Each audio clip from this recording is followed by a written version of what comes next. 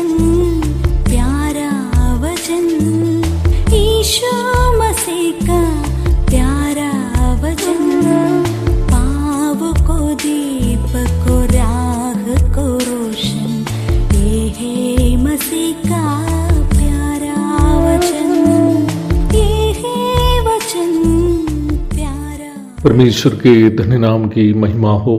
प्रभात मनन के सत्र 1885 में आप सभी का बहुत ही विनम्रता के साथ स्वागत करता हूँ। ये आज का मनन के लिए हम पढ़ते हैं इब्रानी अध्याय 6 पद 3। यदि परमेश्वर चाहे तो हम यही करेंगे। छठा अध्याय के प्रथम 2 पदों में बताई गई सिद्धता के बारे में हम मनन कर रहे थे। प्रभु यीशु मसीह के नैतिक स्वभावों की परिपूर्णता को जो प्रत्येक मसीह विश्वासी को अवश्य प्राप्त करनी है, वहां सिद्धता शब्द से परिचय कराया गया है। यद्यपि वर्तमान संसार में जीवन बिताते वक्त प्रत्येक विश्वासी को निम्न सिद्धता की ओर अपनी भ्रष्ट नैतिकता को उठाने की कोशिश करते रहनी हो। इस सिद्धता की प्राप्ति, जैसे मैं कल भी बताया था, हम उस समय ही पूर्ण रूप में प्राप्त करेंगे जब प्रभु यीशु मसीह मध्याकाश में कलीसिया को लेने के लिए आएंगे। परमेश्वर की ओर से हम मनुष्य को मिलने वाली किसी भी प्रकार की आशीष हम उसे पाने की योग्यता रखने के कारण हमारे लिए उपलब्ध नहीं है, बल्कि परमेश्वर उससे हमें दान स्वरूप देने के कारण हम प्राप्त कर रहे हैं।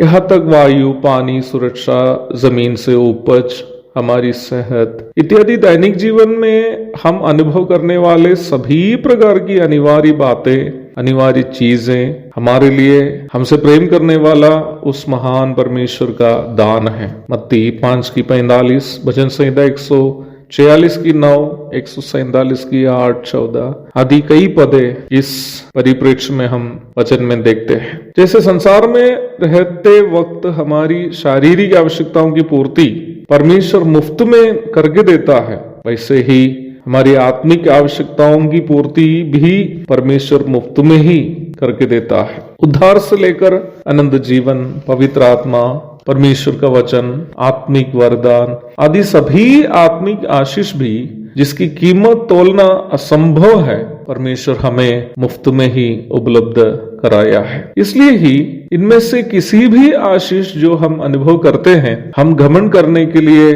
उस पर कुछ भी हमारे पास नहीं है। यद्यपि परमेश्वर अवश्य चाहता ही हो कि हम प्रभु यीशु मसीह के नैतिक स्वभावों की सिद्धता प्राप्त करने की कोशिश प्रार्थना, वचन का अध्ययन, संगति इत्यादि के द्वारा करते रहे। निम्न सिद्धता की प्राप्ति हम अपनी कोशिशों के कारण नहीं, बल्कि परमेश्वर के अनुग्रह के कारण ही प्राप्त करेंगे। प्रारंभ में पढ़ी गई पद में इस सच्चाई को लेखक हमारे सामने प्रस्तुत कर रहा है। जैसे इस संसार में हम जीवन व्यापन करते समय हमारी हर शारीरिक आवश्यकताओं को प्रभु मुफ्त में ही पूरा करके देता है, वैसे ही हमारी आत्मिक आवश्यकताएं भी वो मुफ्त में ही पूरा करके देता है। और उनमें से ये सिद्धता भी शामिल है। जब हम यीशु मसीह को उद्धारकर्ता के रूप में ग्रहण करते हैं और परमेश्वर के वचन के अनुसार उनकी संगति में हम जीवन बिताते रहते हैं, परमेश्वर के वचन हमारे लिए जो भी बातों को निर्धारित किया है, उन बातों को हम जीवन में पालन करते हैं,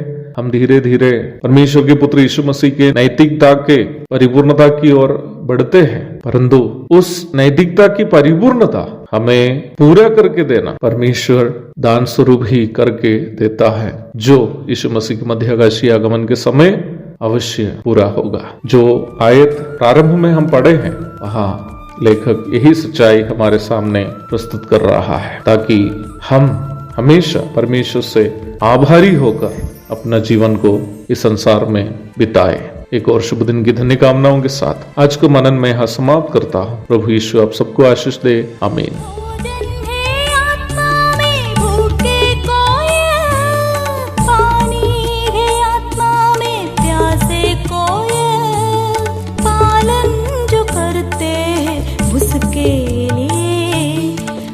आशीष पाने का साधन है।